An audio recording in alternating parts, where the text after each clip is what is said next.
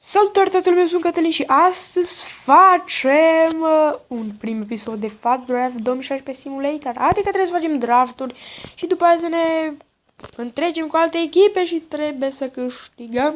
Și dacă pierdem asta e, hai să trecem la treabă.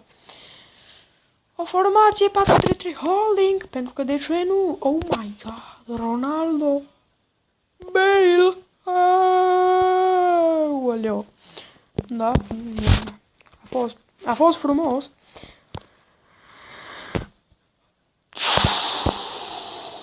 Yes, da, yes! Hai că e bine până acum. Oh my god, Dani Alves, Team of the Year. Laporte. Neuer. Dacă îl bag pe ăsta, mult mai bine. Cointra, o iau zi, măi. Compania. Da.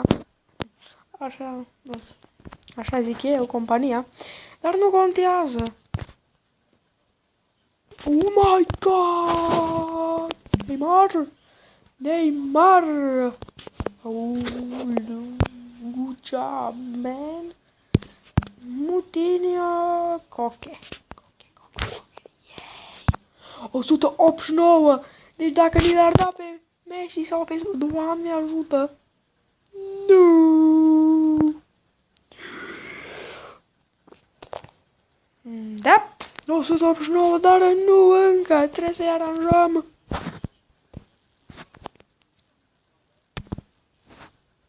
Opa, stai că e asta.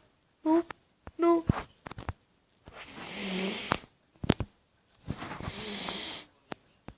De ce? Nu!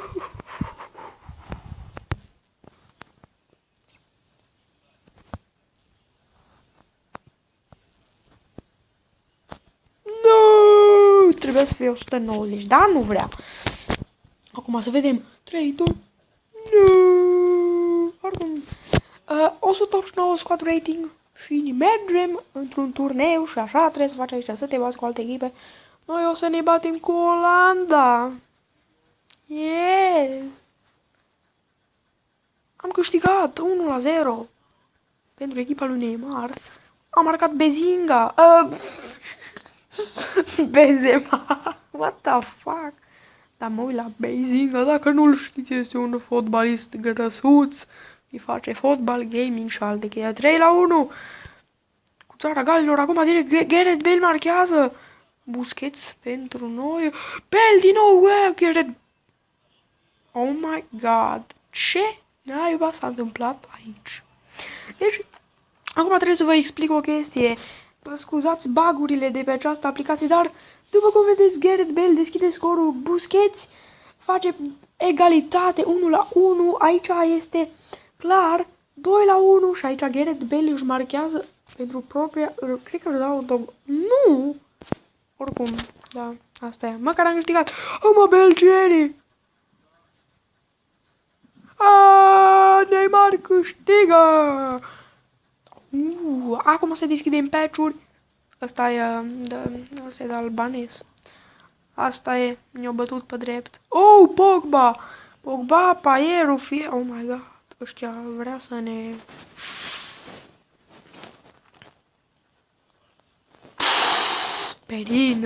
Perin, copil slab. Oricum, ce... Mai facem unul? Nu, hai să mai facem... Am filmat numai 4 minuțele. Yay! Da. Oh, Messi! Yeah! Ronaldo! Yes! Da. Luka Modric, Marquinhos.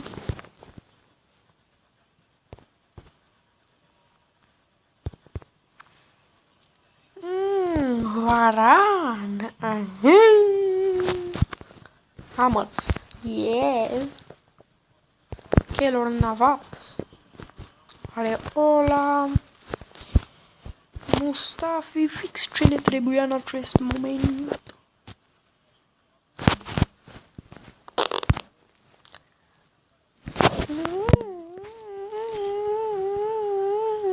Da, mă scuzați.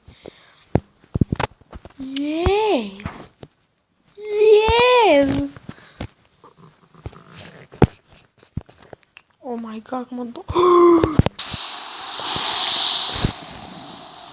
Ce? Ce? Are you fucking killing me?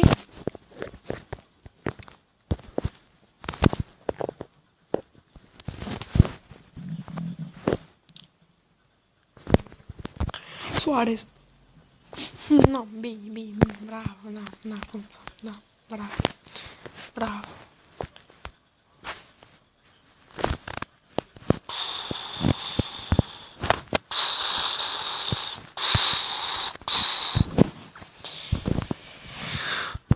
Yes, 107! Acum mergem direct la manager. Nu ne mai interesează ei.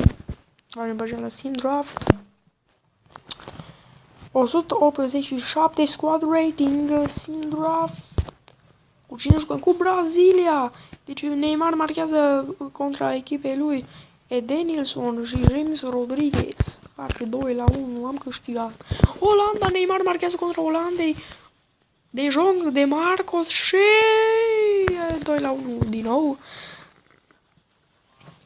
Da, Neymar marchează. Oh, de Sant. Neymar face dubla. 2-1 facem în toate meciurile, man. Iar că din coște. Al. 2, 3, 4. 4-0 le-am dat în final. Marșaca. Griezmann. Slab. Acum direct. Ala Boateng. Nu, eu credeam că... Nu mai zic nimic.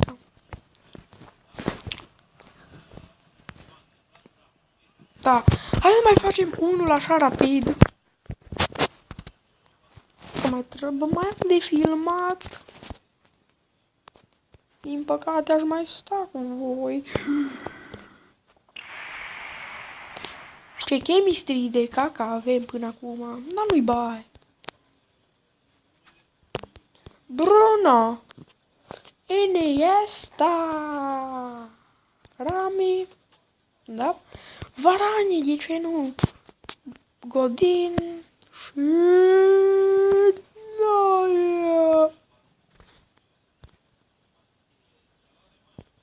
Da, mă, e nebună asta, nu e nebună asta. Hai, da, e bună, eu, nu? Nu, bine.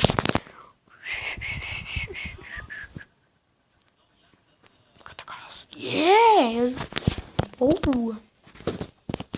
My friend! Marquinhos! De Bruyne!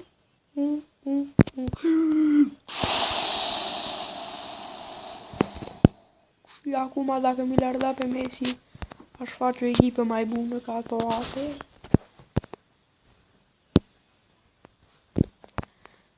Dar normal că până mi le dă pe Messi am să putrezesc.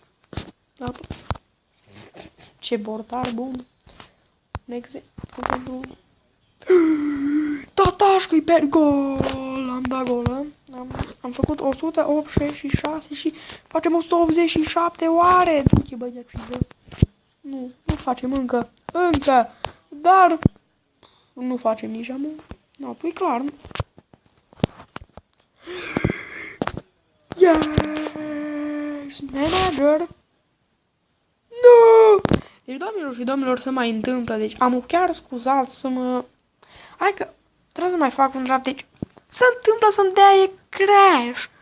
Și la cât am filmat milenie să mai opresc filmarea și să fac din nou. Scuzați-mă că eu leneș. Dar așa sunt eu de fel... De felul meu am vrut să zic.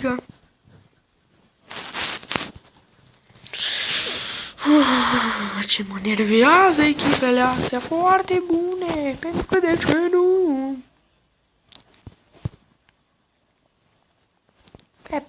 Pepperoni.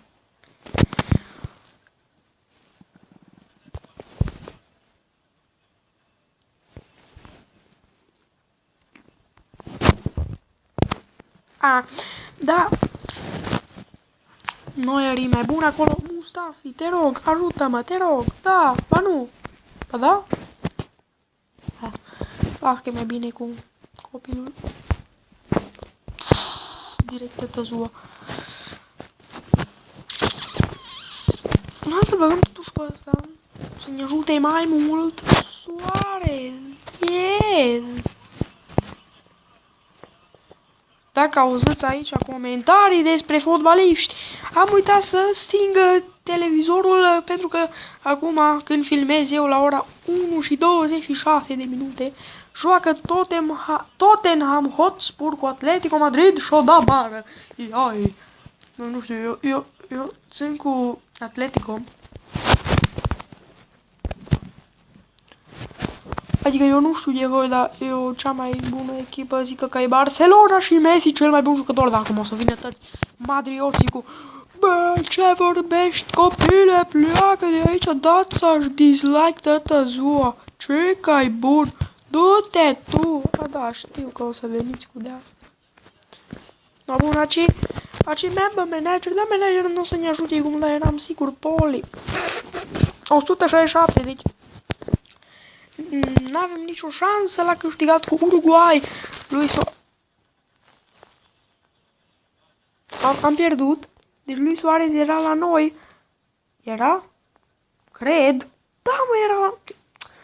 Mi-au trădat. Nesimțitule. Juan Fran. Chiar acum joacă la televizor. Stai să văd dacă l-a băgat în lot. Da, l-a băgat. Nu știu ce spun. Hotspur joacă mai bine până la Tottenham. Fosta echipa lui Kiriki. Da, doamne, cam atât cu acest episod, nu uitați, dacă l-a plăcut, să nu ezitați să apăsați butonul de like, eu sunt Cătălin, de fapt, eu am fost Cătălin și încă sunt. Și dacă nu v-ați abonat, abonați-vă, e gratis.